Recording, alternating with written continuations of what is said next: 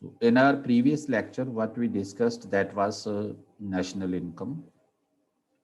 In that lecture, we discussed that what is the concept of national income, how we can measure the national income, and the three sectors of the economy which we discussed, that is the primary sector, secondary sector, and the tertiary sector as well. All the important topics from the national income chapter for your examination, those were discussed. So today I am moving on to another chapter, another concept of economy, which is a very, very much important chapter. And in this chapter, we will discuss some questions from the mains point of view as well, because this chapter is very much related with the current as well. And some question from this chapter in your mains examination is also expected in the next year also, in this year also, and in the preliminary examination also, right? And this is an important topic for discussion in your interview also. So that's why I suggest you to be focused, right? To be more interactive in today's class, right? And if possible, turn your cameras on. So the chapter, the name of the chapter we are going to discuss today, that is, I can say, the growth and development, right? So that is a very much important concept, very much important topic from your examination point of view. This is growth and development. So far in our previous lecture, when we were discussing about the national income, in that chapter we discussed one concept. That concept was known as the GDP concept. We discussed GDP at market prices, GDP at factor cost, and then GDP at market prices plus net factor income from abroad. That becomes the GNP at market prices, right? So that's why we can say that there are two different concepts. One concept is growth and the second concept is development. So earlier, growth and development were not considered separately by the economists or by the policymakers or by the analysts, we can say, right? So in 1980s, growth and development were recognized as two different concepts. So after the work of Professor Mehboob ul Haq of Pakistan, right? So, and as I told you in the previous lecture also, that GDP is the measure of the economic growth of a country, right? Is the measure of the economic growth of a country, right? So in that chapter, or even you all know, you are seeing it in newspapers daily, or you come across many news items on your television as well, that India's GDP growth for the last few years, that is falling, right? Particularly we can say since 2013, we can say our GDP growth is not as per expectation. Our GDP growth is slow, right? So the point is that what do we mean by the slowing down of growth of an economy, right? So I told you, I am again repeating this point that GDP is considered as a measure of the economic growth of a country. And what is GDP? GDP is the value of all final goods and services produced in a country within a year, we can say, right? So it means GDP. What is growth? Growth means the output in an economy, right? Income means the output in an economy, right? So if that output increases, economy expands, and we say that economy is growing, right? And if that output decreases, we say that the economy is contracting. These are the two important points here. So as far as the slowing down of growth is concerned, by slowing down of growth, we mean that fall in output of goods and services in an economy in comparison with that in the reference period, right? So here one point which I have mentioned so far, the point is that GDP is the measure of what? GDP is the measure of economic growth. GDP is the measure of economic growth. So this is the point which I told you just now, right? And as far as the growth is concerned, right? So, or the GDP is concerned, what is GDP? GDP is the value of a final output in an economy. That is the GDP, value of final output in an economy, right? So now, what is that? Related to this, we can say two terms or two statements can be there. One statement can be that, right? So growth is slowing down. One statement can be that. And the second statement can be that, right? Growth is picking up or the growth is speeding up, right? Growth is speeding up. So second can be this, right? Growth is speeding up, right? So when the growth slows down in an economy, then we say that our economy is contracting, right? Then we say that our economy is contracting. We can say contraction of economy, right? And the second point is that when the growth speeds up, then we say this as the expansion of economy. So contraction and expansion of economy are two important terms here. Expansion of economy, right? So now the next important thing, that is the just coming to you, Nisha.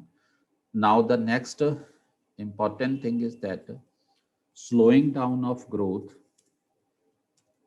slowing down of growth means fall in output, fall in the increase in output, right? Means fall in the rate of increase in output, increase in output, right? Or we can say, right, slowing down of the rate of increase in output, right? So this is the important thing, right? So please note this, please note the point that by slowing down of growth rate does not mean that growth has turned into negative, right? By slowing down of growth does not mean that growth has turned into negative, that growth has turned into negative, right?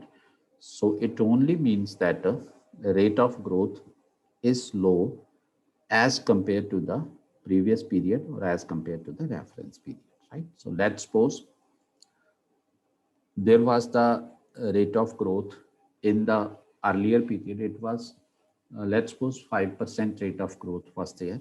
And now in the corresponding period of this year, right, the growth is a rate of growth is 4.5%. So we will say that the economy is slowing down, rate of growth has slowing down, right, has slowed down, right?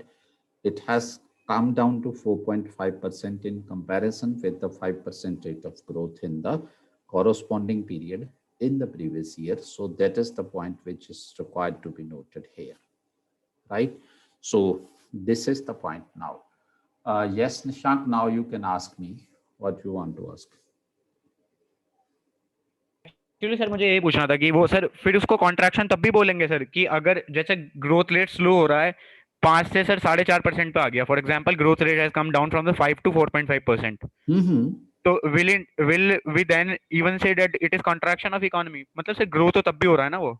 The growth is there, but it is contracting but it is not expanding as fast as in the previous period, right?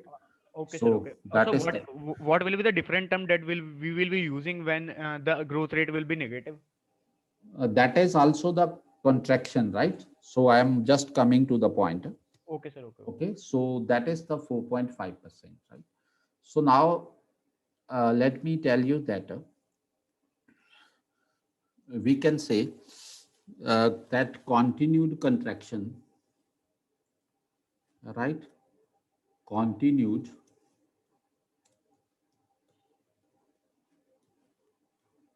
contraction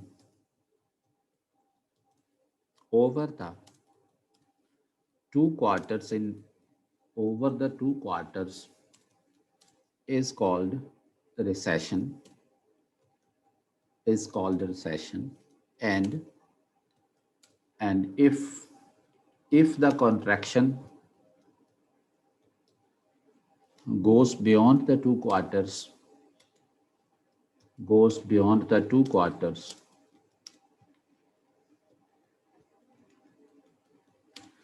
it is termed as a depression. It is termed as depression also. Okay, it is termed as depression, right? So we have seen a number of depressions in the past, right? So one important was the Great Depression of 1929-33, right? And the second was that is known as the global financial crisis of that global financial crisis of 2008, right? And the third is now, which is the due to the COVID, right, which started in the year 2020, right? So that is there. Okay, so what does the 2 quarters means? 2 quarters, see, we assess the output of the economy on quarter basis, right? Quarter basis means 1 quarter goes from April, right? April to June, right? And the second quarter is from July to September, right? So we assess that way, right? July to September.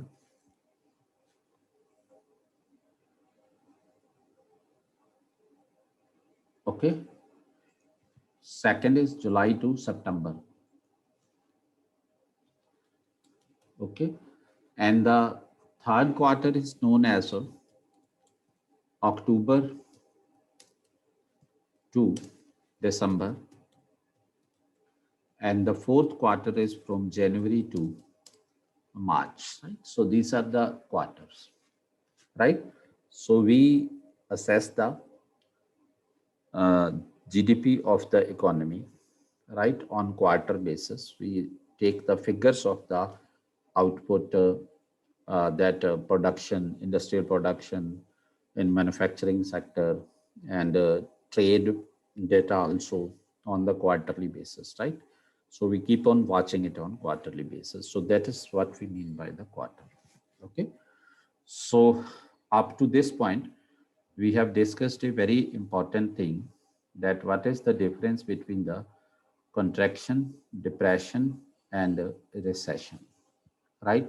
So contraction, slowing down of the growth rate in an economy. And if that slowing down continues for, if that slowing down continues for 2 quarters, right, then it is known as recession. And if the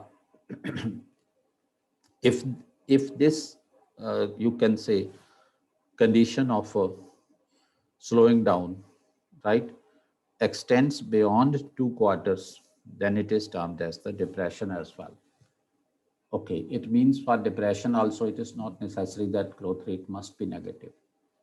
Basically, what is there, right? So when the economy takes a downward turn, so we say that it is the recession, right? So if the recession persists for a long time, that means the rate is further coming down, further coming down, further coming down. So then we say that economy is moving towards the depression. Okay, so that's the point there. Okay, so now the next thing which I am going to discuss with you. So far we have discussed this term, right? That what are these various terms, right? So, and what were the economic depressions in the past also, right? So as we know that what is the importance of the growth rate, why we focus on the growth rate, why we do worry about the growth rate, and what would be the consequence if the growth rate slows down, right? What would be the consequence about that, right? There is a one very important cycle, we can say that if the growth rate increases, right? Increased growth rate, okay, we can say increased growth rate leads to another thing, that is increased output, right? Because increased output is due to the increased growth, increased output, right? And if the output is increased, then that means there is, we can say, the increased income, right? Increased income. And if the income is increased, that means there is the increase in growth rate, right? So that means this is a cycle, right? So increased growth rate result into the increased output, and increased output result into the increased income, and increased income further result into the increased growth rate, right? And the cycle goes on, right? So now there are two important things I can say that, right? So next one cycle which I am talking about, talking with you.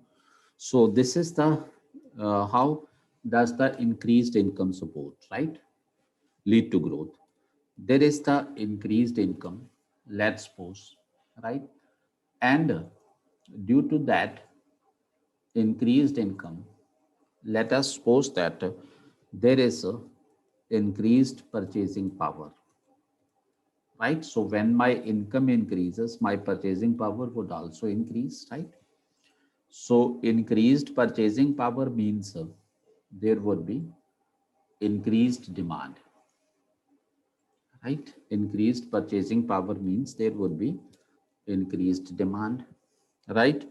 And when the demand will increase, to meet that demand, there will be increased production, we can say, right? So there will be increased production.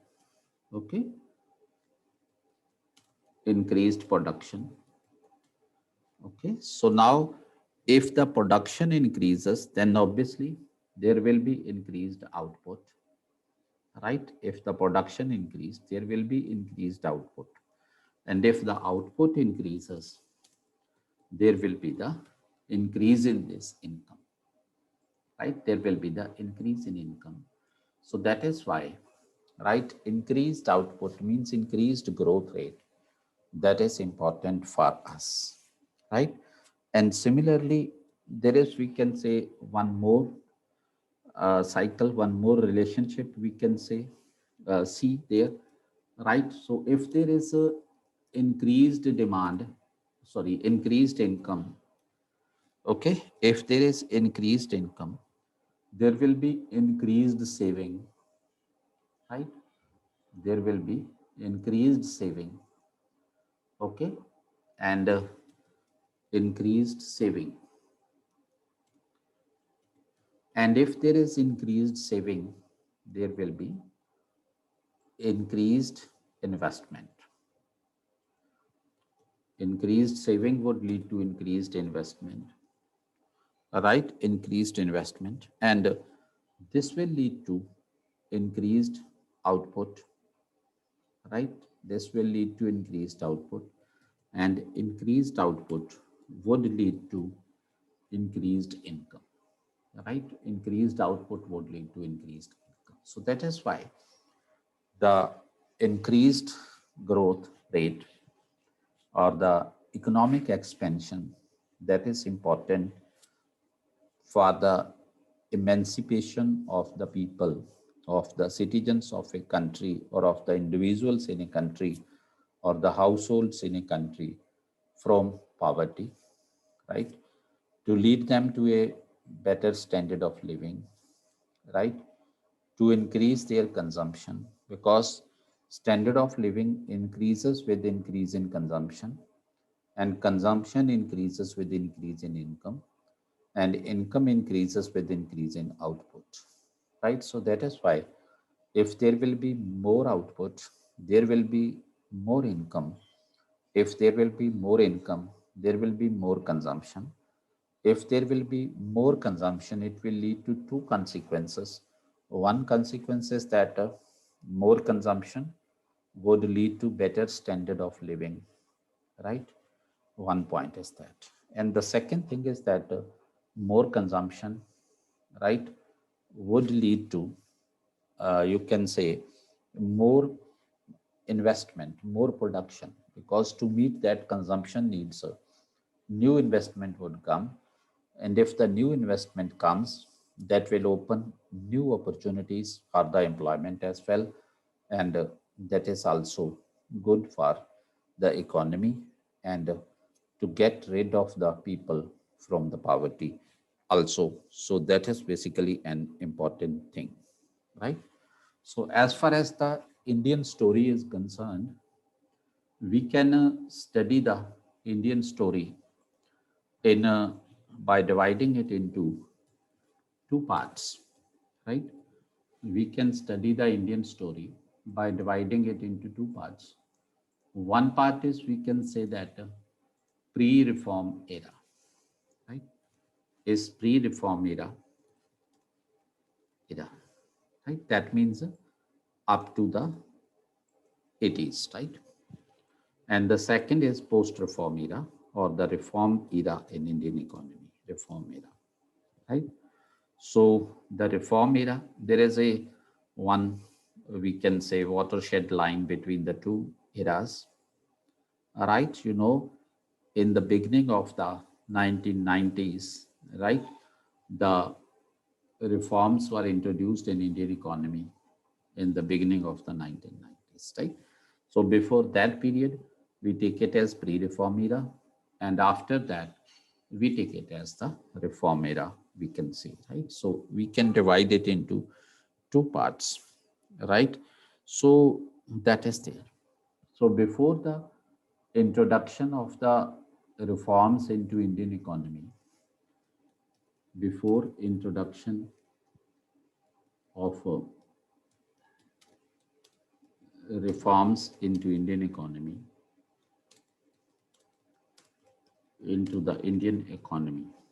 right? So there was, you can say, slow rate of growth. Okay, there was slow rate of growth, or we can say that India was caught in.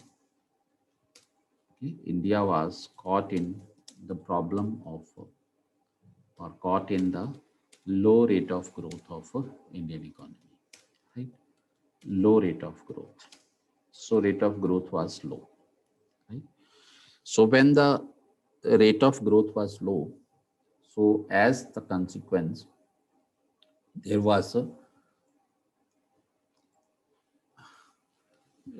less output in our economy because the rate of growth was low, less output. So less output means there was low level of low level of employment and a higher level of unemployment and higher rate of unemployment in our country, right? Higher rate of unemployment. Okay, so the consequence was that there were two consequences. One consequence was there was low income because of lack of employment. There was low income, right? And because of the low income, there was low saving. Because of the low income, there was low saving. And because of the low saving, there was low investment. And because of the low investment, there was the low level of output. Okay, so our economy was caught in this problem before the era starts in our economy, right? And the second point was there in our economy that low level of employment means low consumption, right? Means low consumption. Okay, low consumption. And if the consumption would be low, then there would be low production, low investment, low production, right? Low production. And if the production is low, then that means there was the low level of the output in our economy, right? So that means these two types of problems were existing there. On the one hand, because of the slow growth rate of Indian economy, the income was low, right? And saving was low, investment was low, employment level was low, output was low. And the second was because of the low level of employment in economy, consumption was low, production was low, and as a consequence, you can say the output remained low in our economy, right? So this is the second important point, right? So, and one more important point, which is particularly related with the Indian economy. In the pre-reform era, particularly in the 1970s, right, the growth rate of Indian economy remained low, around 3.5%, right? So it was neither sliding down, it was not coming up, right? And with that growth rate of Indian economy, because the population was expanding in our country, it was not possible to improve the standard of living to you can say bring the people out of the poverty and to create employment as per the demand. So that is why, so that was given a particular name, that is the Hindu rate of growth of Indian economy. Okay, Hindu rate of growth of Indian economy. Okay, Hindu rate of growth of Indian economy. So Hindu rate of growth of Indian economy means in pre-reform era, the Indian economy in pre-reform era, particularly in 1970s, we can say, right? In pre-reform era, particularly, right? In 1970s, the Indian economy,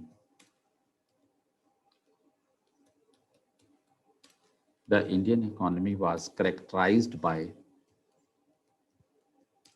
a low rate of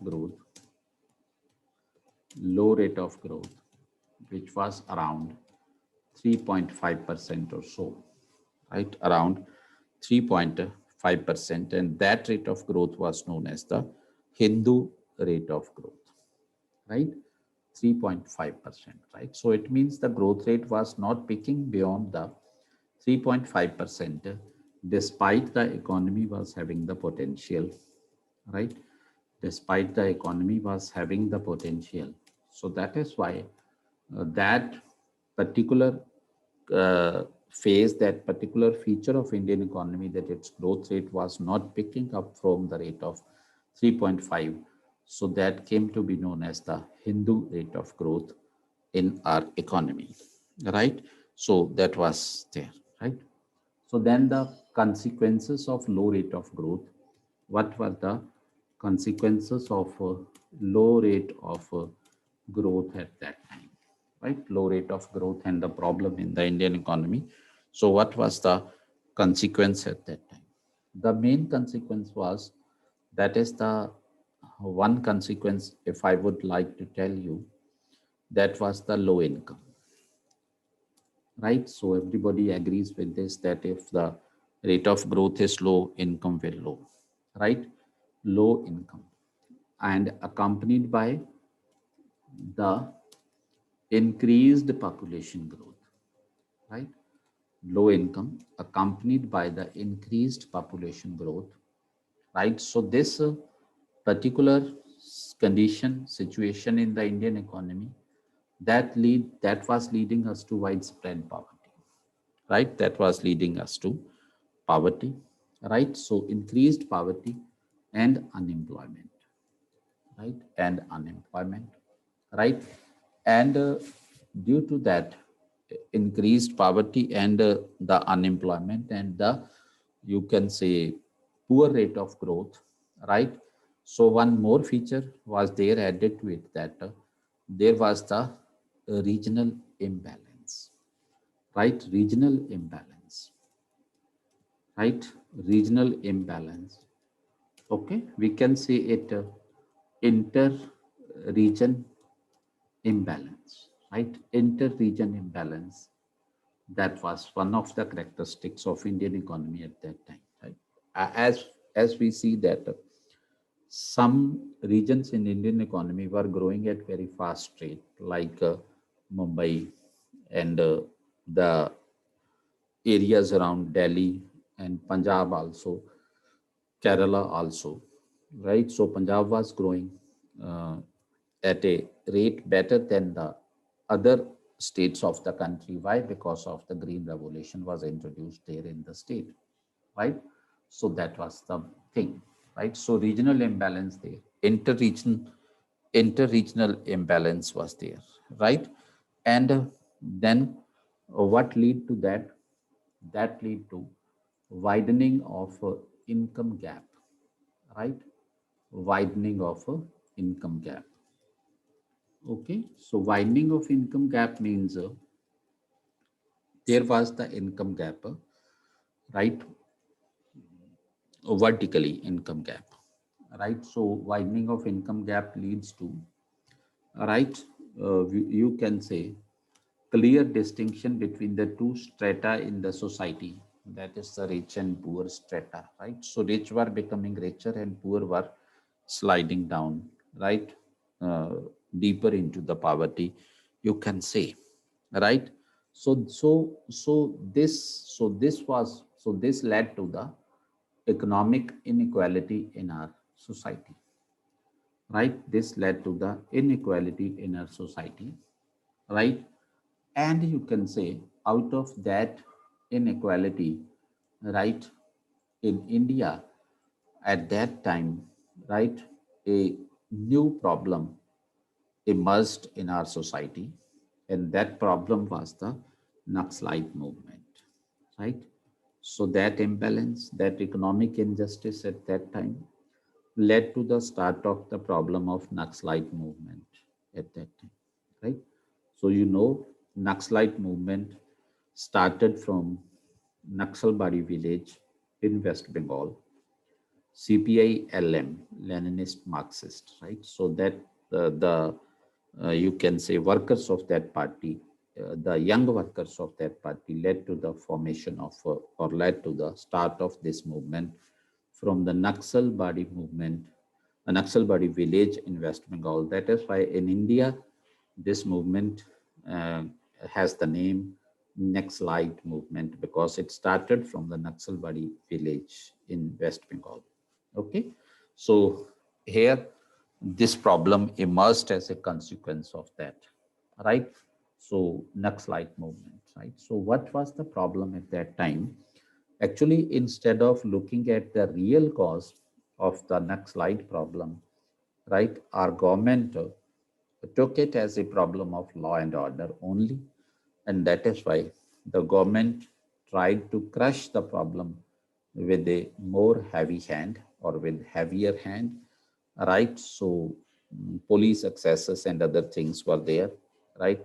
So that led to the problem, right? More complex and complex. Problem became more complex and complex, right? And it is not resolved till today because the root problem was neither considered nor the root problem was addressed properly.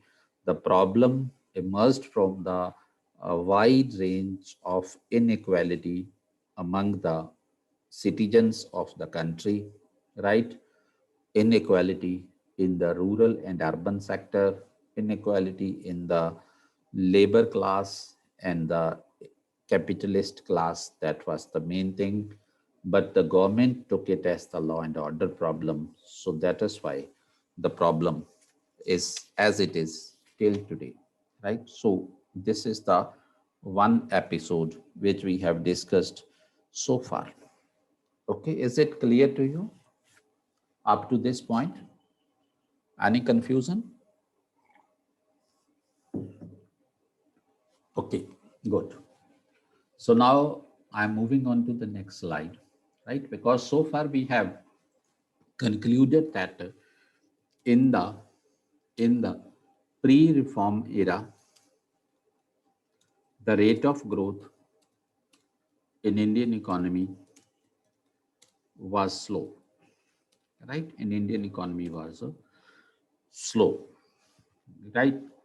So now let us have a, you can say, right, castly look at that what were the reasons behind this low rate of growth, right? So one reason was that was the low savings, right? Because there were some reasons. Number one, income was low, right? Large section of the Indian population was depending on agriculture, and agriculture was mainly the gamble of monsoon, right? And if some people were having little surplus, right, saving, there was no proper facility, right, to, there was no proper facility to, you can say, right, deposit the money, right, where you can keep the money. There was lack of the banking facilities, etc., etc. That was also there. So such type of problems were there. So one was low saving, right? And the second was low investment, right? The reasons behind low investment were some reasons, some particular reasons were there. One reason was, as we have discussed, that low income and low savings, right? So one reason is that which we have discussed, right? And the other reason we can say that, okay, other reason we can say that low level of consumption because of low level of income. So that was the other reason, right? And another reason was that is, you can say, too much restrictions on the private sector. Okay, too much restrictions on the private sector. Okay, and another reason was competition of the private sector with the state sponsored public sector, right? Competition of a private sector with the state-sponsored public sector, okay, with the state-sponsored public sector.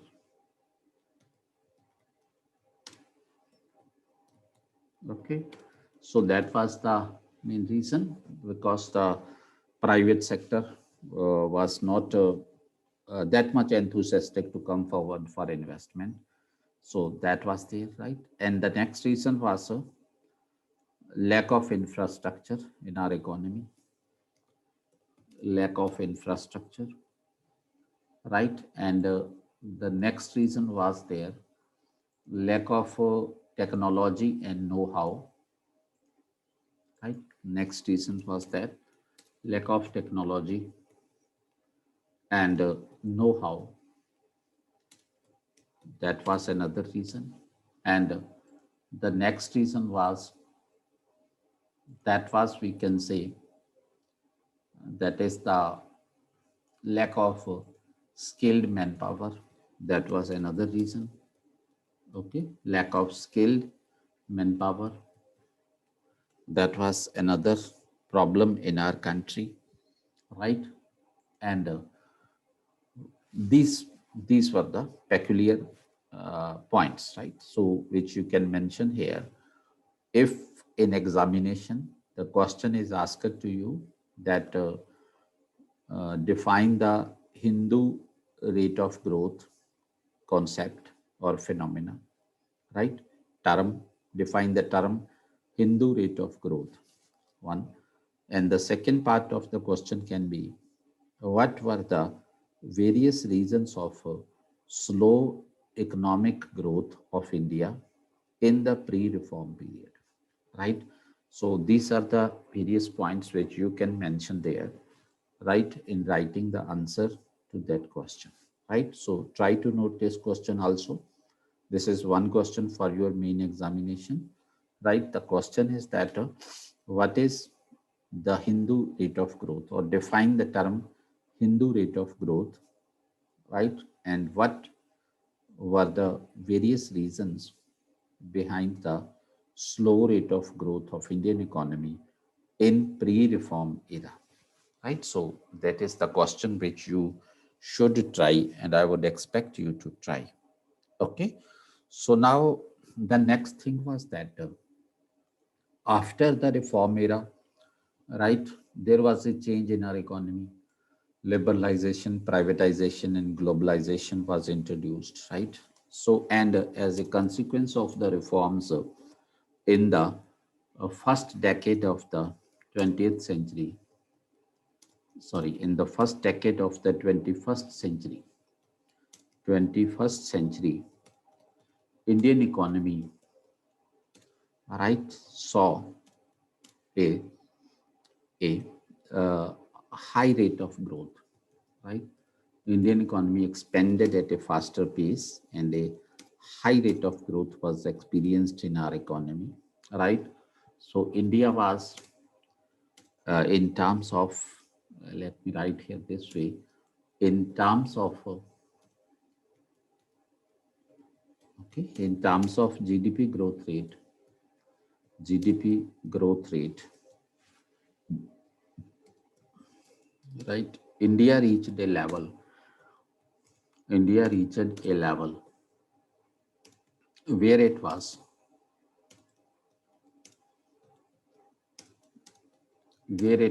second to none but China, right? Where it was second to none but China, right? So when Indian economy expanded in the beginning of the 21st century, the rate of growth increased. Then we saw that despite the increase in the growth rate of Indian economy, despite the fact that India is world's second largest economy in terms of the rate of economic growth, right? So, but despite that, we saw that in India, neither the problem of poverty was solved. The basic problems which were in the pre-reform era those were almost at the same level, right? There was no solution for the poverty, right? Poverty was at the same pace, at the same level in our country. There was unemployment which was visible, right? There was unemployment, and there was a inter-regional imbalance. Again, we experienced inter-regional imbalance was also experienced. That remained the same, okay? Inter-regional imbalance. And there was the same intra-regional imbalance also. Inter between the regions, intra within the region, right? So intra-regional, right, imbalance also, inequality we can say, right? Intra-regional imbalance also, right? And we see that there was same, you can say, widening gap between the rich and poor, right? Widening gap between the rich and poor, widening gap between the rich and poor,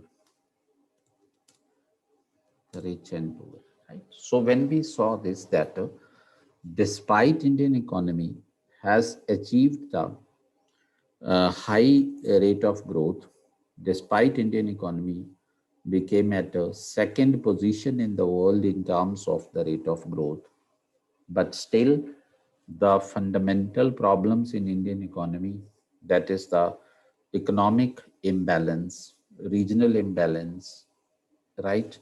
And that unemployment and poverty, those problems have not been addressed. So then we need to start, right?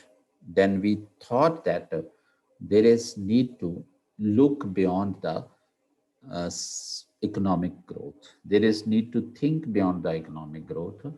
Then the obvious question came into our mind that no, simple economic growth is not sufficient to get rid of these problems of inequality, imbalance, economic injustice, unemployment, etc., etc.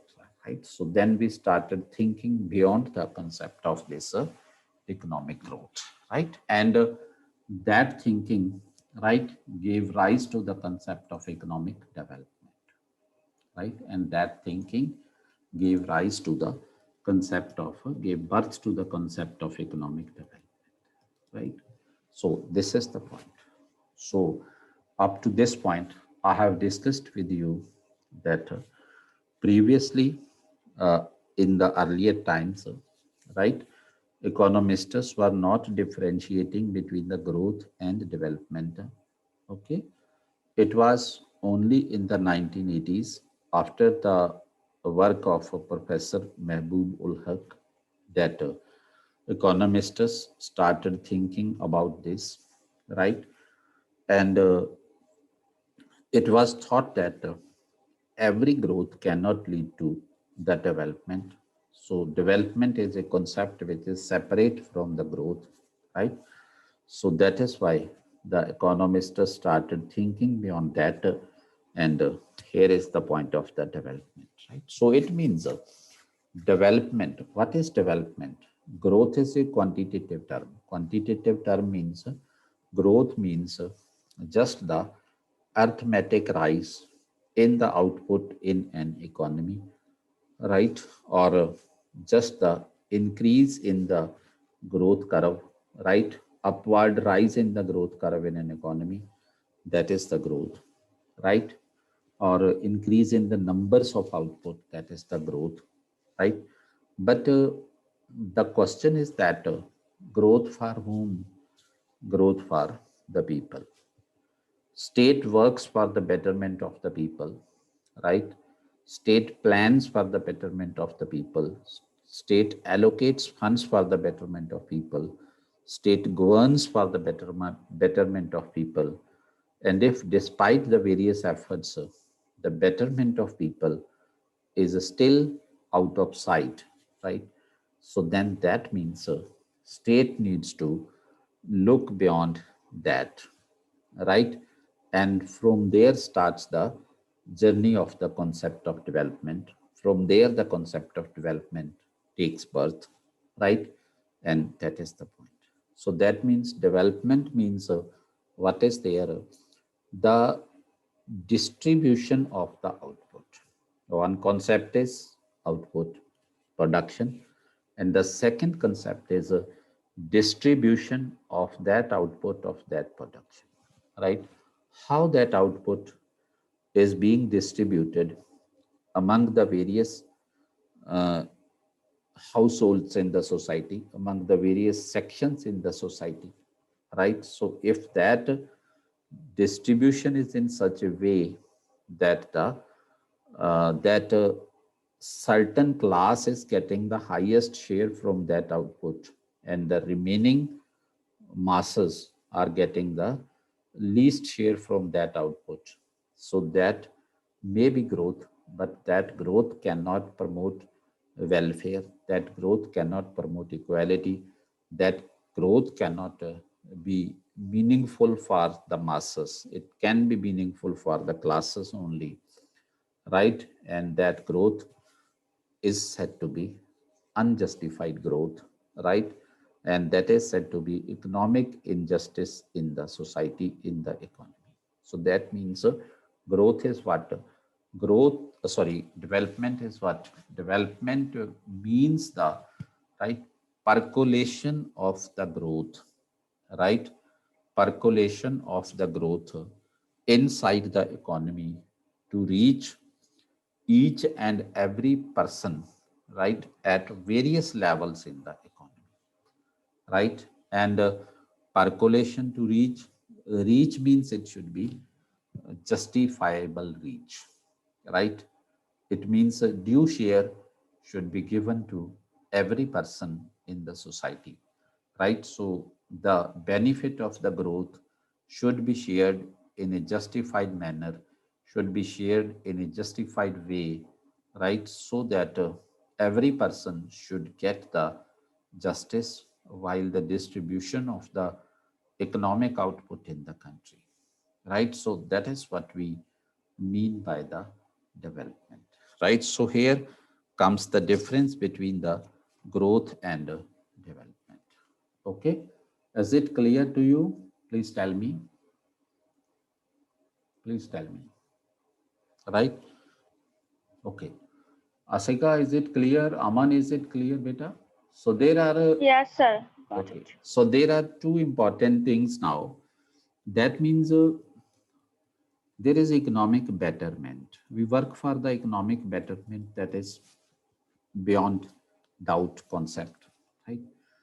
We work for the economic betterment. Now, as far as the economic betterment is concerned, economic betterment can be in two, you can say, uh, terms. We can say, right, in two ways. We can say it that one is the quantitative aspect of economic betterment, quantitative aspect of economic betterment, and second is the qualitative aspect of economic betterment. Second is, we can say, the qualitative aspect of economic betterment, right? So whatever is the quantitative aspect of the economic betterment, in the quantitative aspect we see that right, in quantitative terms, in arithmetical terms, right, the output has been increased, so that means the growth, right? That means the growth, right? And in qualitative aspects, we means that what does that growth, right, means for the masses, right? Is that growth bringing some betterment in the lives of the masses? Is that growth uh, helping the masses living in poverty or low income groups to emerge from that situation, right? So that is there, right? So it means one is the growth, right? So growth, what? Growth is the quantitative phenomena, right? It is related with the we can say arithmetic numbers of output, right? It is related with the arithmetic numbers of output. Okay, arithmetic numbers of output, that what is there, right? Whether the output is increasing or not. So increase in output is said to be the growth, right? So increase in output in quantitative terms, that is the growth. Okay, increase in output and quantitative terms, that is the growth, right? One point is that, and the second point is that what is that? That is the qualitative aspect. Qualitative aspect is related with the distribution of output, right? Okay, so it means a quantitative aspect is related with the production of output, right? And the qualitative aspect is related with the distribution of output. So that's the point, right? Qualitative and quantitative aspect, distribution of output also, right? So now there is that, right? So it means that the benefits of the increased output in the economy, okay, the benefit of increased output, right, or growth, right, should percolate, okay, should percolate, we can say, right, to the percolate uh, to the bottom, right, should percolate to the bottom, right, to help the bottommost strata, right, or bottommost people in the society, right, strata of society to be benefited, right, strata of society to be benefited. So that is the thing here, right? So this is the difference between the two things, right? So let's suppose, right, you are having, uh, let's suppose last month you were having rupees 500 in your pocket, right? 500 in your pocket, right? You didn't spend money on you.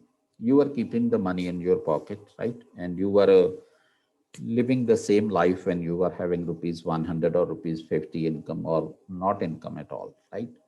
So same, right? A person, let's suppose, is having 500 rupees in purse, right? But he is begging, right? Sleeping on the roadside, right?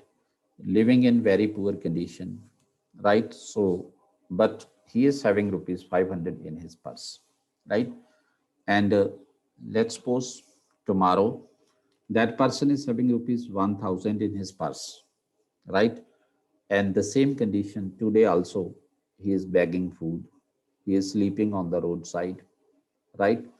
Living in very poor condition, right? Torn clothes, etc., whatever is there, right?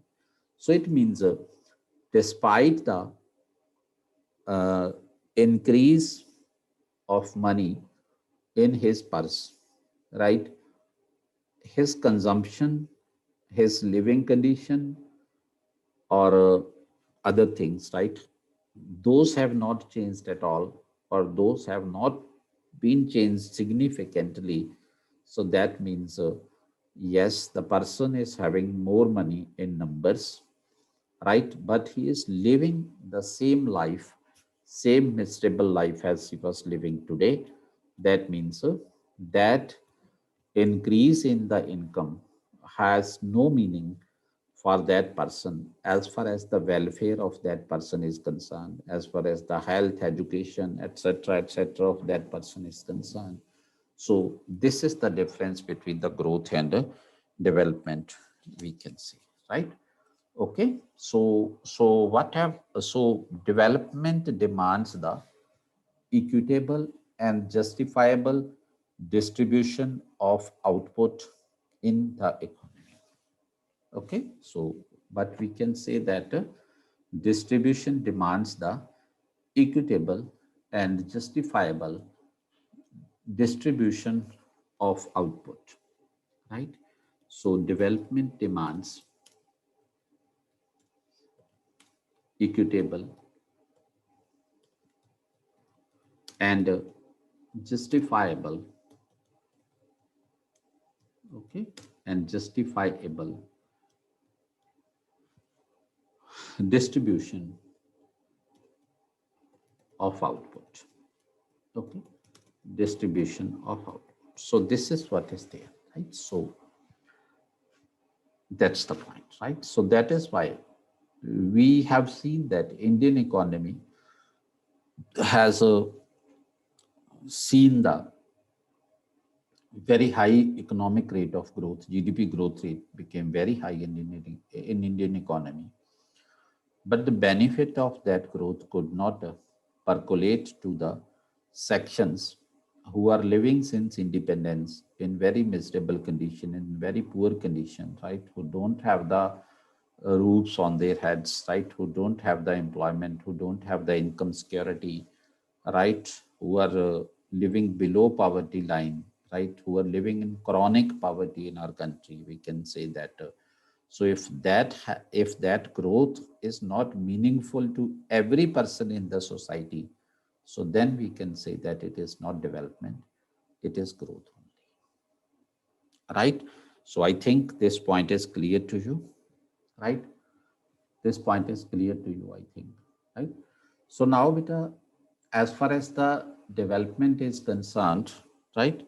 So as far as the development is concerned, we can say, so the growth rate of Indian economy, we have seen that falling. One point is that uh, I told you that growth rate in, I'm telling you, in 2019-20, the growth rate was of Indian economy, GDP growth rate was 5.2%. And for the year 2020-21, means year ending on 31st March 2020, this 2021, all right? So our growth rate is projected at, you can say, minus 3.8%, right? So our growth rate is projected at minus 3.8%, though COVID effect is there, but there are some other reasons as well, right, for the falling growth rate also, right? So there is one Nobel laureate, the name of that person is Abhijit Banerjee, right? So Abhijit Banerjee, a Nobel laureate, right? According to him, okay, Abhijit Banerjee, sorry, right, a Nobel laureate, right? Otherwise, no need to mention these things, but if in the mains examination you will quote the names of such persons, then your argument gains weight, right, before the examiner, right? So Nobel laureate, Abhijit Banerjee, right? He said that, right, said that, we can say India's GDP growth is staggering,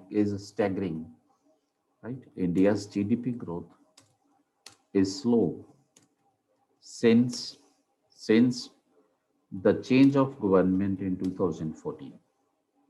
Since the change of government in 2014, right? What he saw, what he tells, right? He tells that since the change of the government, the expenditure on consumption is not picking up, right? So since the change of the government, expenditure on consumption is not picking up. Consumption expenditure is low in our economy, right? So expenditure on consumption is not picking up. Consumption expenditure is low in, we can say, our economy, right? So once it was thought that GDP growth rate between 7 to 8% is the birthright of India, right? So nobody can stop Indian economy from growing at the rate of 7 to 8% because the economy has the potential, right? So that is our birth rate. But today, the day is that since the last many years, right, we are longing for seeing the 7% rate of growth also, right? So there was a time when we were considering that the 7% rate of growth is the birthright of India, but there is the time today that we are longing since the last many years to see the glimpse of 7% rate of growth in our GDP. So this is the situation according to that person, right? So we can say that, right? So according to that person, Indian economy is caught in Indian economy is caught in the double storm of right. Indian economy is caught in the double storm of cyclone. Okay, Indian economy is caught in the double storm of cyclone, right? Double storm of cyclone. So what is that double storm of cyclone? We can say, right? Because after the change in government in the center in 2014, right? The government gave Indian economy two big jolts, right? So the two big jolts, one is in the form of the demonetization, right? Demonetization. And the second big jolt is given in the form of the introduction of the GST, right? So two big jolts were given by the government to the economy, right? And due to those two big jolts which were given untimely by the government, right, without proper planning. So due to that, the consumption expenditure in Indian economy is at lower level, right? And that is why Indian economy is not picking up. That is why employment rate is falling in our economy. Unemployment rate is growing in our economy, right? Though the governments can play with the statistical figures, that is a separate thing. But the reality is that at the ground level, purchasing power is very less. Employment is in very poor condition. Unemployment is growing. So this is the basic condition of Indian economy today, what we are seeing, what we are experiencing at the basic level, right? And third jolt uh, which came from outside, right? So that third jolt is the COVID, right? So COVID-19, that is the third jolt which was given to the Indian economy. So that is why, due to all these things, we can say that Indian economy is today in a very poor condition, right? It is, though the predictions are there that Indian economy may pick up in the year 2020-22, but let us see what is going to happen in the next year, right? But we can say as of now, right? So our GDP growth was falling already before the start of the COVID even, but due to the COVID, the economic activity, right, you can say contracted further, right? And it is expected that the rate of growth of Indian economy in the year ending 2021 would remain at minus 3.8%. So this is the actual condition at this time of our economy, we can say, right? So now the point is that we have discussed about the big jolts, etc., and everything which was there. Okay, so now what is there? What is important thing here? Okay, so basically one very much important thing is that the reason behind all that thing, right? Consumption, expenditure fall, and all these things, right? So there was another effect of the which is very important term which I will discuss now, right? So there is another effect of, we can say, right, taper tantrum as well. There is another effect of taper tantrum as well. So beta taper tantrum is a very important concept, right? So far, I have told you that what is the difference between the growth and development, right? Though Indian economy is growing, but it is not developing, right? And there are various reasons behind this. I told you that consumption demand in Indian economy is low since the change of the government, right? Even it started before the change of the government also in 2013. The situation was like that there. So that is why the Indian uh, public, right? So prefer to change the government in 2014. The government was changed, but the government also took some untimely steps, uncalculated moves that were taken by the government. They introduced two, they can say reforms, right? One is that of the demonetization, and another is GST. And those two economic reforms fired back actually, and due to which the investment, employment, and demand for consumption, right? So slided down further, right? And it took Indian economy in a bad position, right? And then came the Corona, COVID-19, right? And COVID-19, due to the lockdown and other things, right? Economic activity further contracted, and the economy, right, slided further down, right, into the dismal condition, you can say, right? So this is the main thing, right? And one effect from where actually the problem started, that is the taper tantrum, right? So that is the basic point which I am going to discuss with you now, that what is the meaning of the, we can say, taper tantrum, and how the taper tantrum would affect the Indian economy, or how it is going to affect the Indian economy, right? So is it clear up to this point, Peter? So I'm telling you in the form of a story, right? But the important question here, it is that what is the difference? What do you mean by the growth and development? What is the difference between the two terms, right? How can you say that despite the growth in Indian economy, right, there is no development, or right, there is the very low level of development? How can you say this, right? So now we are shifting our lecture to discuss the taper tantrum concept. Before that, I would like to tell you that, Peter, when the development, when the concept of development comes, then there are the two approaches of the development, right? One approach is the trickle down approach of the development, right? One approach is trickle down approach of the development.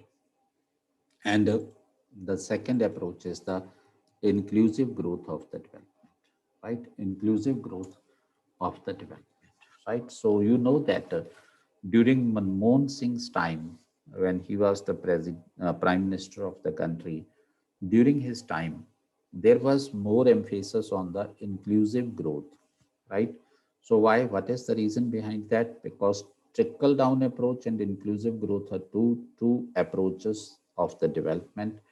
A trickle down approach says that once the economic growth rate should reach at the higher level, and once it reaches at the higher level, then the benefit of that growth will start percolating downwards, right, to the people, to the individuals or the households sitting at the bottom level in our economy, in our society, right? So that is the trickle down approach, right? So that means if the rate of economic growth is not sufficient, then as a consequence, what will be there? If the economic rate of growth is not sufficient, that will not percolate down, because it is not sufficient to percolate downwards, right? So that is why the people sitting at the bottom strata, right, near the ground, you can say, those will remain out of the benefit of the growth. And that is why there was a time when our leaders, our policymakers were waiting for the economic growth to reach at the higher level, and then they were thinking that it would percolate downwards, right? But when we saw the very high rate of GDP growth during the first decade of the 21st century, right? So, and we saw that despite the very high growth rate in the economy, and still the the benefit of growth has not percolated downwards, right? So then we started doubting the trickle down theory, and the questions came that whether trickle down theory is applicable on India also, or the furthest there was need of study that why trickle down theory has failed in our country, right? Has failed in our country. So we will discuss all that thing later on, that why trickle down theory has failed in our country, right? But yes, from the first decade of the 21st century, we started talking about the inclusive growth. Inclusive growth means so the benefit of the increase in output, the benefit of increased output, right, needs to be shared or should be shared between all the people in the society, right, in an equal and justiciable manner, without waiting for the growth to reach at the higher level first and then it will percolate down, right? So that is basically the economic growth, right? Okay, so we will, sorry, inclusive growth. So we will discuss in detail it later on, because first I am coming to the taper tantrum, which is an important concept of Indian economy. Okay, so this is the point. So this is a new concept. The concept is known as the taper